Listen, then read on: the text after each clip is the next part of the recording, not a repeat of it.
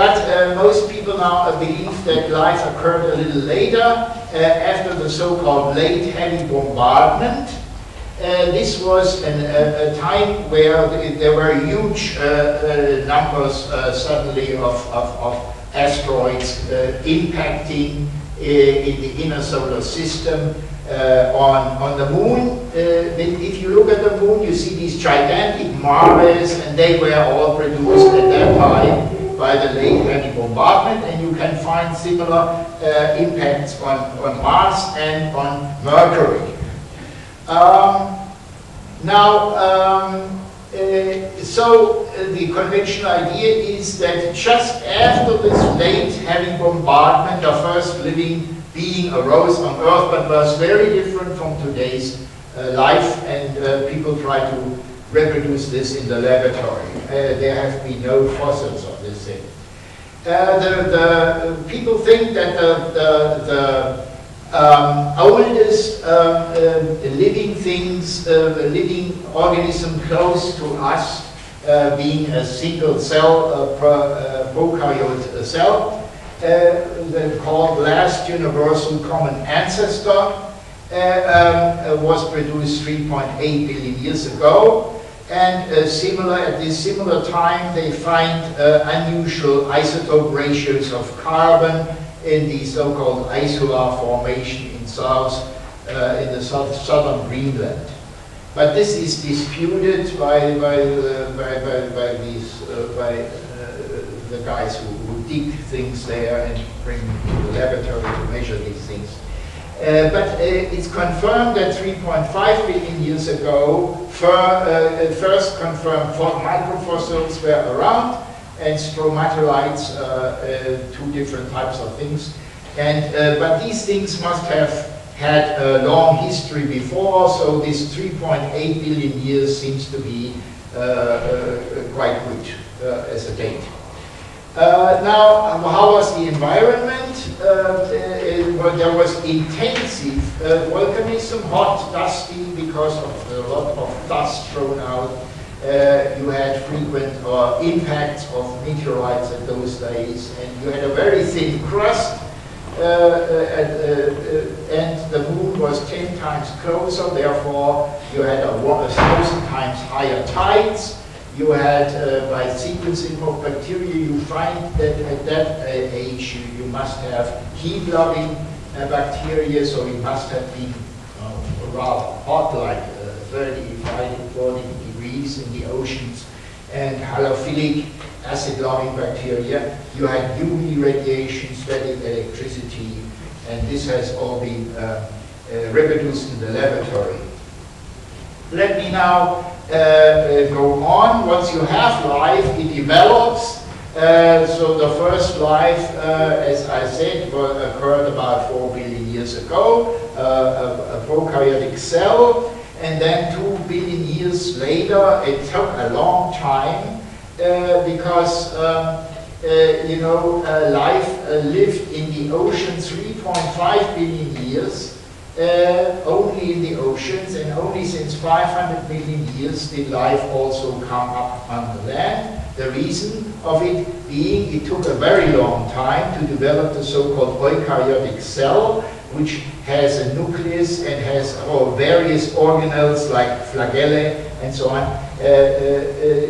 And this took a very long time to develop this very formidable hunter and this very nice eukaryotic cell. And then from that it took another billion years to develop multicellularity. And multicellularity is not only important because you amass a big body out of many cells, but the real important point about multicellularity is the specialization.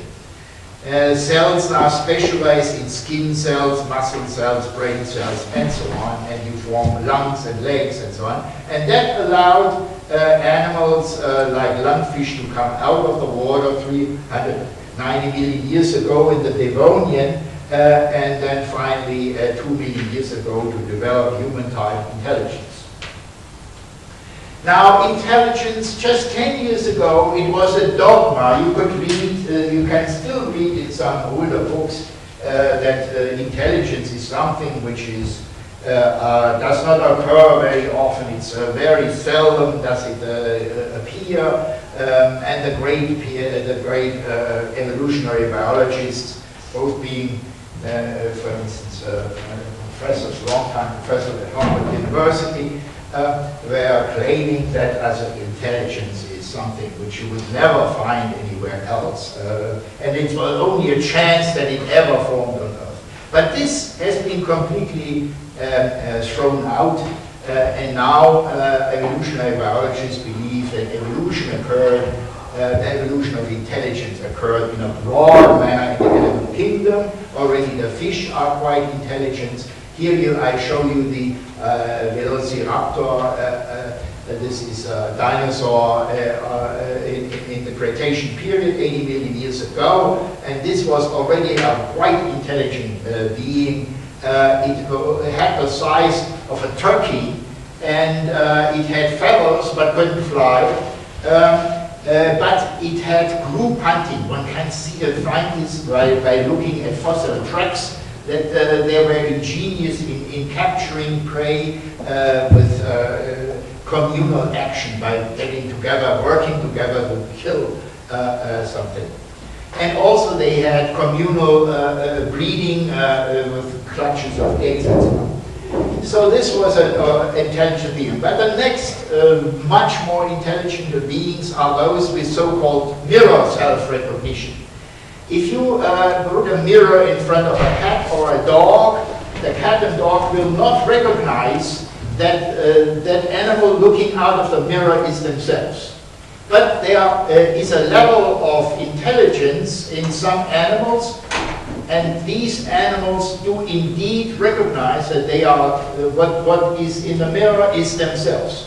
And these are naturally chimpanzees, gorilla, orangutans, the great apes, but surprisingly enough, also so-called these raven-type birds and crows.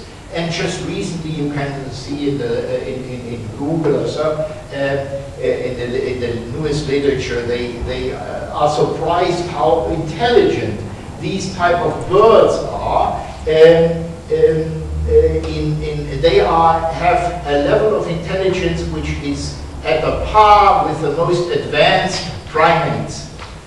And also elephants and even dolphins, and here you also see a capuchin monkey who also recognizes itself.